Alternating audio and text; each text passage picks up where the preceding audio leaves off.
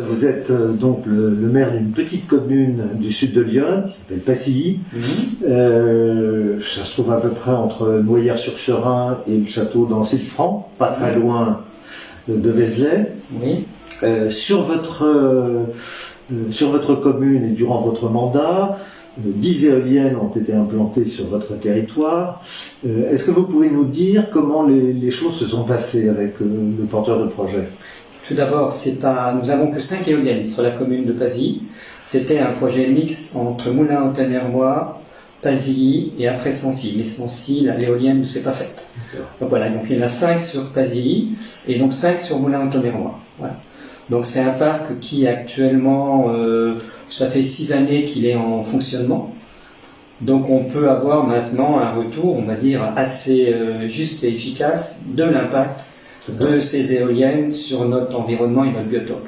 D'accord. Je pense que c'est important. Est-ce que vous considérez que pour prendre cette décision, vous-même, votre conseil municipal, avez été suffisamment informé par le porteur de projet des conséquences, certaines particulièrement problématiques au niveau de la biodiversité, on va en parler tout à l'heure. Est-ce que vous étiez suffisamment informé des conséquences de ce projet? Déjà, ce projet datait de 2007, donc c'était pas moi qui étais maire à l'époque, c'est un projet qui a traîné depuis très longtemps, et en fin de compte, il a été validé effectivement juste l'année en gros où je suis venu à la mairie. Voilà. Et c'est vrai qu'en 2007, c'était un des premiers projets qui se montait dans le coin. Je pense que par moment, on est tous plus ou moins sensibles, on se dit oui, effectivement, il faut peut-être qu'on sorte du nucléaire. Il faut peut-être qu'on trouve d'autres énergies alternatives. Et je me rappelle de quelques discussions que nous avons eues au conseil municipal. J'étais déjà conseiller et on s'était dit, écoutez, on est peut-être dans une zone où il n'y a pas beaucoup d'habitants. Pourquoi pas implanter quelques éoliennes? Notamment, nous avons déjà le TGV qui passe, avec un horizon écologique un peu dégradé, il faut reconnaître. Donc moi, je m'étais dit, pourquoi pas mettre des éoliennes de chaque côté, avec parcimonie, bien sûr. De chaque côté, effectivement, du TGV. Voilà, bon, comme ça, on aurait donné notre participation à la transition énergétique. D'accord. Voilà.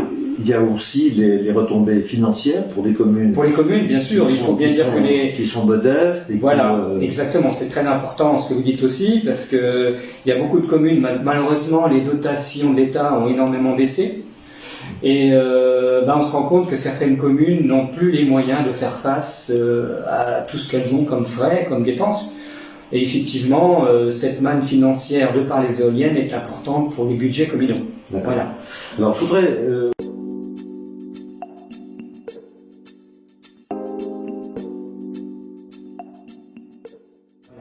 Alors, je voudrais qu'on aborde la question de la biodiversité des éoliennes. Une étude récente est parue en Allemagne, indiquant que les éoliennes en Allemagne, plus importantes en nombre qu'en France, tuaient à peu près 300 000 chauves-souris par an. Alors, on s'aperçoit que les chauves-souris, mais aussi les rapaces, paient un très lourd tribut à ces éoliennes. Quel est votre constat en ce domaine? J'ai un constat quand même assez amer parce que je suis aussi agriculteur, je suis en conversion bio et pour nous les oiseaux, au même titre que les chauves-souris, sont très importants au niveau de l'équilibre de la biotope, notre biodiversité.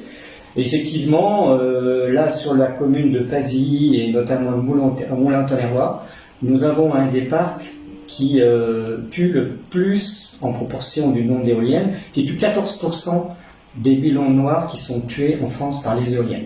Donc nous avons un parc... C'est énorme.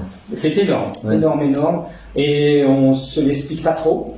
Bon, effectivement, qu'est-ce qu'on trouve? Moi, j'ai déjà trouvé fréquemment, j'ai déjà trouvé 4 millions noirs déjà de tués. Qu'est-ce qu'on trouve qui est impacté par ces éoliennes? Donc les millions noirs, comme je vous ai dit. Le faucon tresserelle, il y en a eu un tué, mais je ne l'ai pas trouvé parce que c'est quand même relativement bien suivi. Il y a quand même des organismes qui viennent, qui font le suivi autour des éoliennes. Notamment la LPO, non? Ce sont des organismes qui sont payés en gros par le gestionnaire du parc éolien pour faire le suivi. Bien, donc effectivement on trouve ça, on trouve des millions noirs, comme je vous ai dit, on trouve faucon tresserelle, on trouve des roitelets, on trouve, qu'est-ce qu'on trouve encore Martinets, quelques-uns aussi, martinets noirs, qu'on a pas mal dans le coin, et aussi, surtout, principalement, mais là c'est très compliqué à trouver, c'est tout ce qui est chauve-souris. Ouais. On a quand même beaucoup de pipistrelles communes qui sont très importantes, notamment au niveau des insectes, hein, quand on sait ce que ça peut manger. Et là, c'est quand même assez dommageable. Il faut reconnaître qu'on en trouve quand même. Ouais.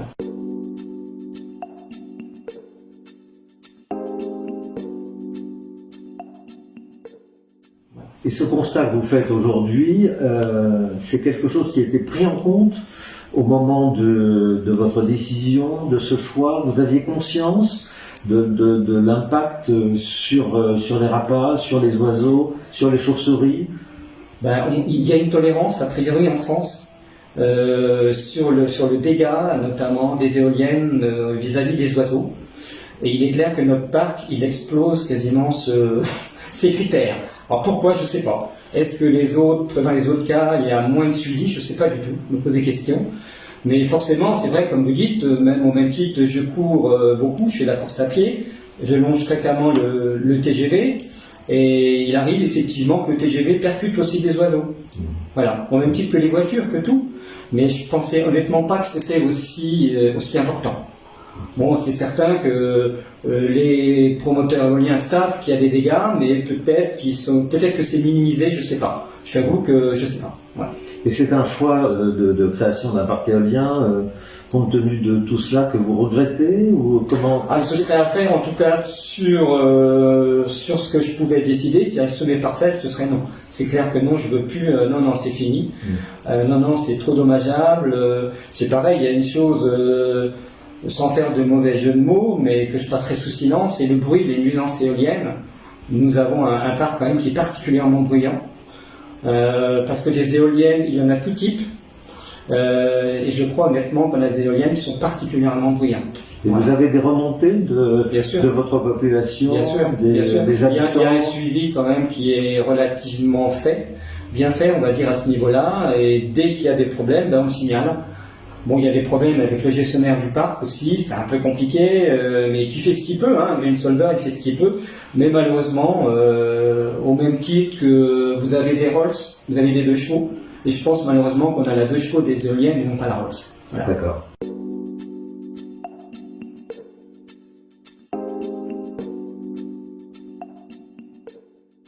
Et quand vous regardez le paysage du sud de Lyon, qui est particulièrement la vallée de l'Armançon notamment, il y a un projet de parc éolien dans les Hauts de l'Armançon de 18 éoliennes, dont 17 en forêt, de 242 mètres en pointe de pale. On s'aperçoit aussi que les parcs éoliens sont dans la démesure. Il faut que ça soit rentable, donc on va de plus en plus haut, de plus en plus grand, et l'installation de parcs éoliens dans les forêts est quand même un sujet pour la biodiversité extrêmement important. Comment est-ce que vous jugez le développement de ces parcs éoliens dans le sud de Lyon? C'est vrai que moi, ce qui m'embête un petit peu, c'est que on parle beaucoup du processionnaire, notamment du pain, mais on commence à parler aussi du processionnaire du chêne qui est arrivé. J'ai reçu récemment en mairie un courrier nous informant de ça, et on se rend compte que le moyen le plus efficace pour lutter contre ce processionnaire, ce sont les oiseaux, principalement, et aussi les chauves-souris. Les chauves-souris qui arrivent à boulotter les papillons, et notamment les mésanges aussi, qui peuvent effectivement limiter considérablement ces choses-là. Donc je pense que tous les oiseaux, toute la biotope est importante aussi pour nos forêts, je pense. D'accord. Voilà. Bien écoutez, je vous remercie Philippe Lardin d'avoir accepté cet entretien, et il faut effectivement que nous soyons très vigilants sur l'implantation de nouveaux parcs, parce qu'il y a un effet de saturation dont tous les responsables politiques de la région sont conscients, les autorités préfectorales, mais il y a un moment où les gens disent aujourd'hui ça suffit. Et pour les plus favorables, on a fait notre part dans le sud de Lyon, mais là on atteint un niveau de saturation qui est dommageable pour nos paysages, pour les sites touristiques et pour la biodiversité. Je vous remercie. Merci à vous.